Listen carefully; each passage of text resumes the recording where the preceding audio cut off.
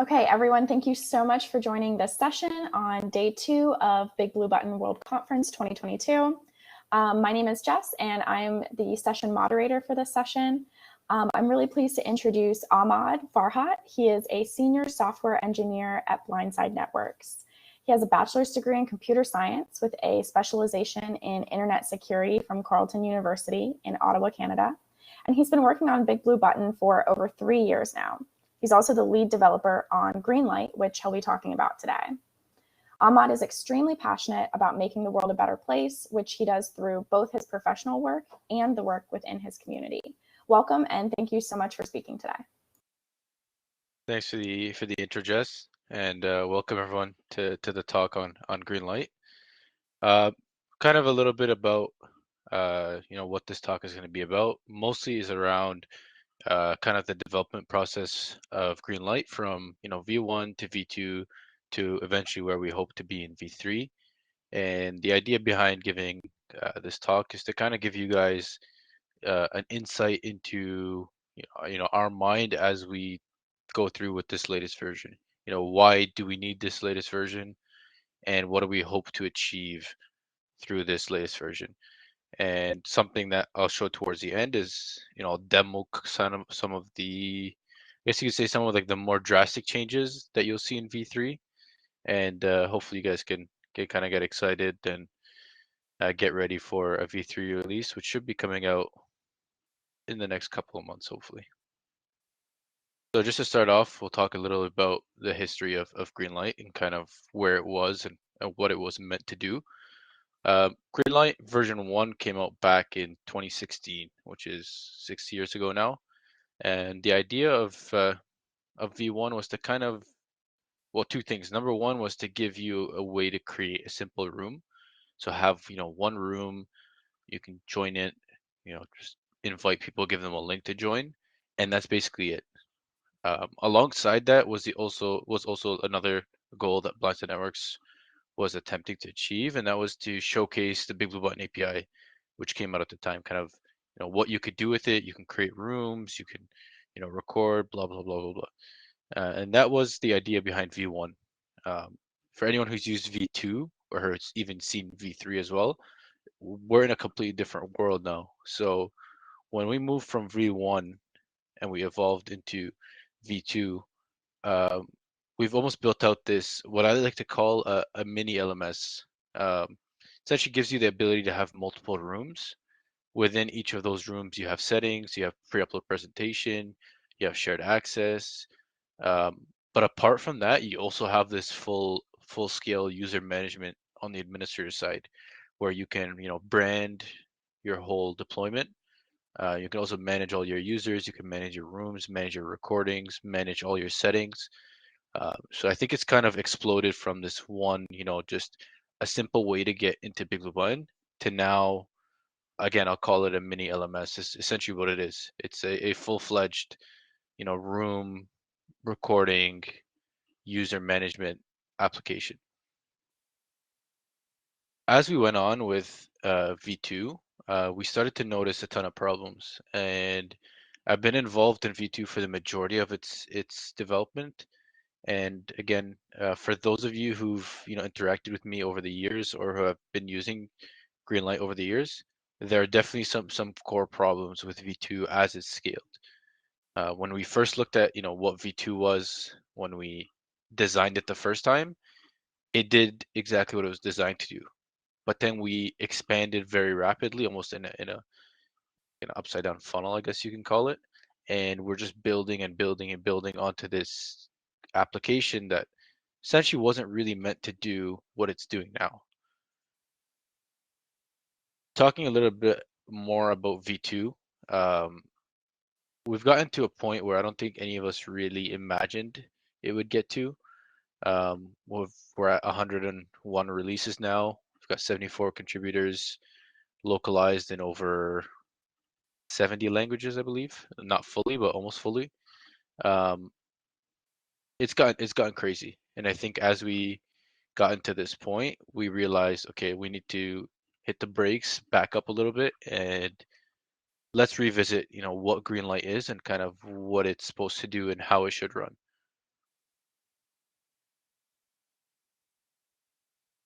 this is where the problems come up.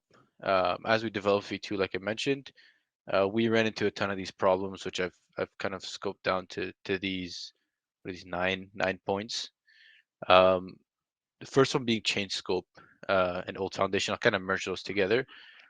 What V2 was supposed to do and what V2 does now they're not even in the same world. So essentially, as we continue to build on it, we continue to build on a small old foundation, which was meant to be this simple app. Essentially, what V2 was supposed to be was just V1 with multiple rooms. But then we built on shared access, we built on pre-upload presentation, we built on user management, the administrator panel, the site settings, all of those. And we're still working on this old small foundation, and we're just piling more and more on. The next step is code that needs to be redesigned. So as we worked through Greenlight, we obviously learned as we went through the process. I started off as a junior working on it, and then intermediate, and then eventually now I've become a senior. So I realized that there's portions of the code that need to be redesigned, and redesigning portions of the code is okay, small portions, but when you need to apply it at a large level, um, it's pretty tough. It's pretty tough to do. Um, Another step is kind of related to the code quality itself. A lot of it hasn't been fully reviewed, and there hasn't been what I like to say full collaboration on it, which is not a huge point, but definitely something that we'd like to do moving forward. We don't want all this knowledge, and this is on the next point of the centralized knowledge. We don't want all this knowledge in one person or two people or three people. We want this across 10 people so that these 10 people can continue to move forward this application. And if we lose one or we gain five, we're able to train those five people, or we're able to handle losing the one person. Touched on the last two real quick. Difficult to install and outdated docs. Um, this is kind of one of those things where uh, Greenlight is in a tough situation now where we want to make it easy for people to install, but the framework or the way that it was set up to be used at the start wasn't that way. So we're gonna look at remedying these in V3, obviously. So here's our solution for that, and you'll kind of see. I'll show these in the demo as well. You'll kind of see a lot of these things. Number one is clean code. So we believe that the most important thing to V3 is setting up clean reviewed code. We also want to set up a strong foundation using some of the newer technologies because of kind of how V2 was. It's really limited in what it can do because of how it was set up from a technology point of view. We're looking to kind of investigate the newer technologies and take advantage of those to get a much cleaner application. Among that, performance improvements, teaching experiences for the other developers. Security is a big one. We're looking to build it secure from the start, and we're kind of making some choices now from the design point of view, so that we can, avoid some of the problems we ran into in V2. And the final two would be documentation and ease of installation. We're going to look at making this super easy for anyone to get up and running. Similar to the install script, we'll likely have something along that sort for specifically only Greenlight. But we're still working on the exact details of that. So real quick on the architecture of Greenlight, we're gonna go with React on the front end, and you'll see in the demo that I'll show you guys React really is the difference maker here. React is super powerful, and it allows you to or allowed us to solve a lot of the problems that we were running into in V2. We're using the new Rails 7 in the backend, which is expected. And then these are just some of the external libraries, Redis, Postgres, Nginx, that'll be shipping with Greenlight. So now it's time for a demo. I'm going to walk through a very simple demo. And essentially, Daniel, I'll answer your question towards the end. But something to keep in mind, the demo, I've literally got my dev environment running. Just to show you guys kind of we are still in the development process. If you see something that, an image that looks weird or, any UI that looks odd, we're definitely not in the finished product right now. We're still in a super simple, so you can call it like design state, or not design state, sorry, development state. And we're trying to get this up and running in the next couple of months, hopefully. So I'll point out some things as we kind of go along through this demo. And if you guys have any questions about anything specific, you can just ask them and I'll get through them towards the end. The first thing you'll notice, we've got a sign-in page. Again, all our graphics are redesigned. We started from zero and we decided, we sat down as a team, as development team with designers, with Fred, with everyone, who said, what are the problems with V2 and how do we solve them? And then we just built from scratch. We didn't look at any of the old UI. We just built it from scratch completely. So you see the new login page. When you go to sign in, we've got HCAPTCHA set up. So HCAPTCHA allows you, it's essentially a privacy-focused version of reCAPTCHA, which I'll get that set up real quick. When you log in, you're hit with a page with a list of rooms. So one of the biggest issues with V2 was all the rooms and all the settings essentially were on the one page. We've kind of pulled that out now. We've pulled out the list of rooms and we've given you room specific views that you can come into with a lot more access, a lot more control on this specific room. It's no longer, a drop down here. You might have like 10 rooms. You have to click maybe one of the rooms down here. You have to click to settings and edit it. No, it's now you've got your room page and you can go in and see your list of rooms. And when you want to go into a specific room, you want to start it, you want to edit it, you go into a focused view. And that's kind of what we focused on is what we'll call a focused view. Within this room, you get access to, shared access, settings. There's also pre-upload presentation, but I think I have that setting disabled. I'll turn that back on in a second. When you go into this page here, the goal, like I said originally, is to focus on the different portions. When you go into settings, a focus view on settings here really allows us to build out in the future. If we want to add in 5 more settings, this is very easily doable in this modal.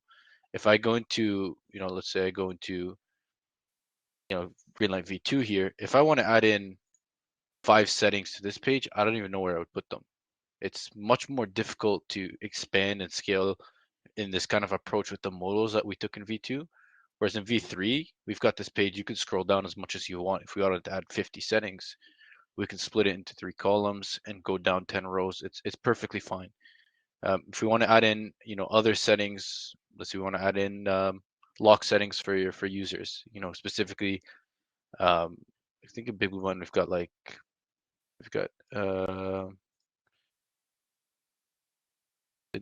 not the notification. I can't remember what they're called, but the lock settings. If you want to, prevent your camera from being turned on, or you always want to auto turn on your camera when you join.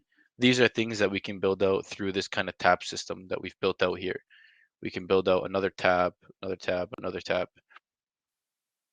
The next thing that you'll see in V2 or in V3, sorry, is what I like to say like instant feedback or instant updates. And this is something that is doable through React and through kind of how we've approached the development in Rails.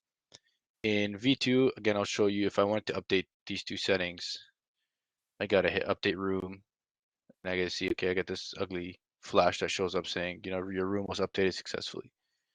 With V3 now, it's much more instant and much cleaner. If you want to update this setting, all you do is just hit it, and now the setting is updated. And you'll kind of get this what are called toasts that give you a response telling you, hey, this was updated, just letting you know that these settings are actually being through and updated. I don't need to hit update. I don't need to hit save. I don't need to hit any of that. All I need to do is just flip the toggle. And the same thing with something like access codes or any of that, where you can just generate them, and that's it. I go to recordings, for example. This might be an old recording, so there we go. That's fine. So you'll see you could just update these, and you get an instant feedback from Greenlight telling you that this was completed for you. You don't need to worry about, if let's say go into here, I change this now. Yeah, I don't know what my old state is. I don't know anything's been changed until I hit update or I hit cancel, and then I go back and look at kind of where I am now. And that's one of the biggest things that we'd like to highlight in V3 that was super complicated was, or super, I don't want to say complicated, but was where we wanted to focus most of our effort on, was on this specifically, making sure that we can build it in a way that scales, in a way that allows you to get feedback from Greenlight in a much cleaner cleaner response. So I'll touch on a couple other parts real quick, then give you guys time to ask any questions. And one of the big things we're going to add in is what I'll call recording processing. So if I set these back, just allow my room to be recording. One of the biggest issues I noticed, and I ran into like myself as I used V2, was related to how recordings worked. I never knew what was happening with a recording. I never knew what was happening in the background. What I essentially wanted that to get from BigBlueButton was that instant feedback telling me, hey, you've got a recording processing. Essentially, we'll let you know when it's ready. And that's what we've implemented in V2 as well, in V3, sorry, as well. So if I go in here and I record this session and this meeting,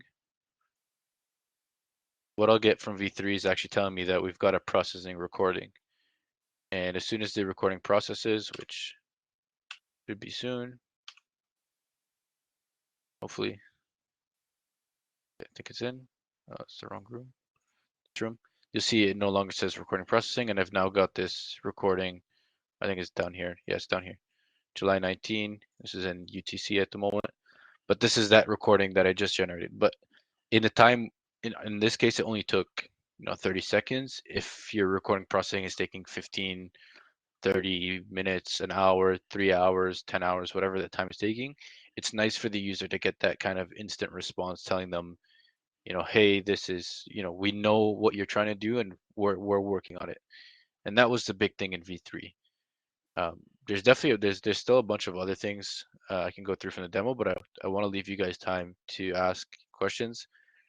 It definitely is not something that is not familiar to anyone who's used Greenlight. But as you guys use it, I'm sure you'll notice it's a completely different application in terms of speed, in terms of how it responds, in terms of, there we go, in terms of how it responds, in terms of kind of the feel you get as you use it. And we hope that as we continue to work on it, the way that we've set it up now is a way that we can scale it. That's it for the demo. And got about 6-7 minutes left. Maybe I'll pass it back to Jess, and then we can go through some questions. Yeah, that sounds great. Thank you so much. That was super, super interesting. So I'm seeing some comments in the chat, so we're just going to go through those, and feel free to put more questions and comments in there. So Daniel Mulkinton, who will be presenting tomorrow, he has a couple sessions tomorrow for the conference. Daniel asks, will Greenlight use the full potential of the new features exposed through the BigBlueButton API, such as multi-slide upload, customization, etc.? That is a great question. I'll actually go back to, I just had a weird setting turned on, which I'll turn off. And I'll go back to sharing my screen to show you an answer to that question. As I kind of mentioned, we wanted to factor on all these decisions when we go through and work through these designs. So this is kind of the view for shared access, and I'll actually upload just a quick presentation. I'll upload the PDF for this presentation into this room. So that's exactly something that we wanted to think about, multi-site upload. If I wanted to add in, a list of these, we're building it in a way that it's possible to do that. If I removed it, you can imagine if I just kept this at the top and then built out a list of it at the bottom, it's definitely something that's doable.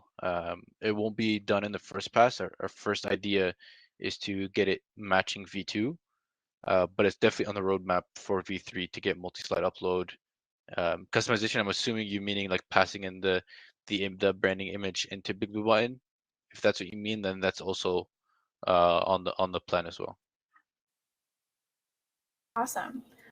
Lita asked how long until recordings will be available for these sessions. Lita, we will be sending out recordings to anyone who registered probably next week after the entire conference has concluded. So you'll get access to all of the recordings for the whole week at one time. Let's see. Bernard asks, will it be possible for the room owner to download the recording related with BigBlueButton 2.6 and MP4? So from our point of view, Greenlight doesn't offer any of the functionality itself to download recordings. Anything that BigBlueButton does will support. If BigBlueButton supports the ability to download recordings of MP4, Greenlight will give you that option.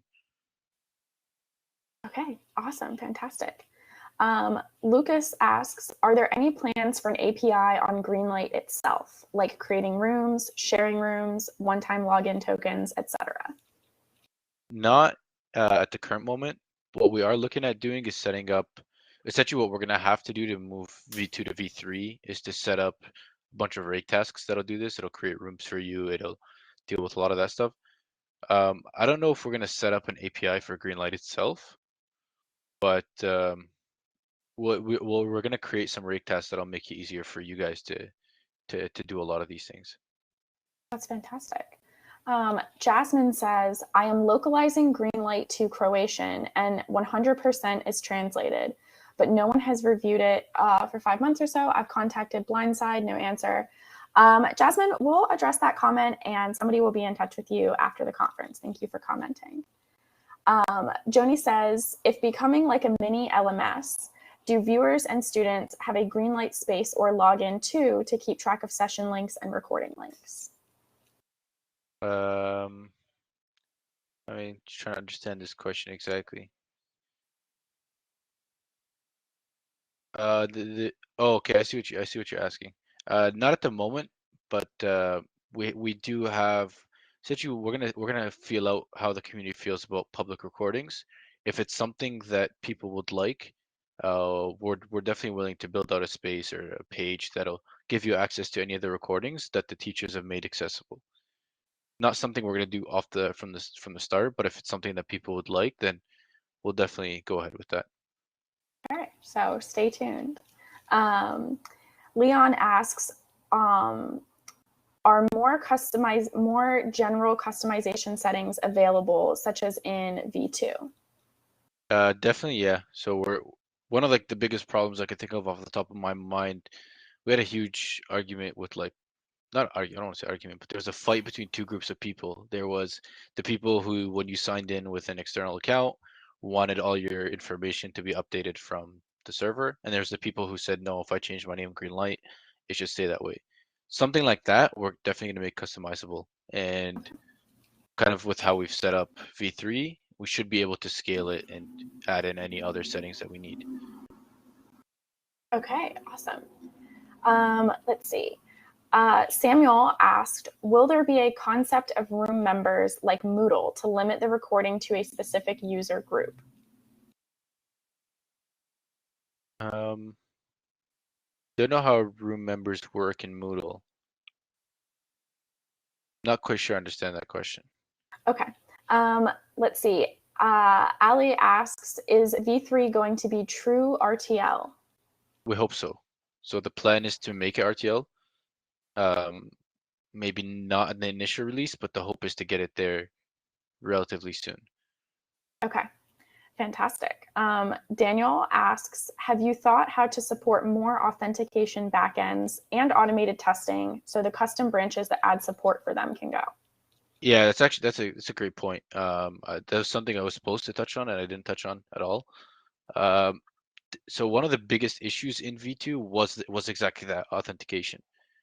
We would natively support, or we attempted to natively support LDAP, Google, Office 365, SAML. No, we didn't support SAML. OpenID, I believe, was at one point, and then it kept getting worse and worse. People would just say, "Okay, I need Shibboleth, I need SAML, I need PLA, I need PLA," and it's really hard to maintain those. So what we've kind of done and what our plan for V3 is we're going to extract out all authentication into a third party, what you can call like an authentication broker. And what that'll do, our default option is going to be Keycloak, but there are definitely other options out there that people can choose. But that'll give you access to like tons of different authentication providers, whichever ones you like. There's Google, there's Twitter, there's Facebook, there's Office 365, there's SAML, there's Shibboleth, there's a million different, I think LDAP as well is supported. There's a million options that you can choose, and we're gonna kind of delegate all of that to Keycloak, and just let Greenlight do what Greenlight does best. So yeah, the idea is to support a ton of different authentication providers. I'll Okay, I'll awesome. jump in and answer Mark real quick. The answer to your question is yeah, because Rails uses an API backend. Um, it should be pretty easy to, in theory, should be pretty easy to use Greenlight as an API, in theory. But hopefully we'll work on that in a future release. And hopefully you'll be able to tell us about it at next year's conference. Hopefully. So Samuel says, can I limit the recording to a group of, for example, the 10 students in my course in a way that only those authenticated users can access and not everyone with the room link? I see. Not at the moment, and it's not on the current, as you can call it, like timeline of development, but it's something that we're definitely looking at doing. We're hoping, we want to kind of see how people use Greenlight and then adapt features based on that. If that's something that we feel like a lot of people are requesting, a lot of people need, then it's definitely something we can go ahead and do. Okay, fantastic.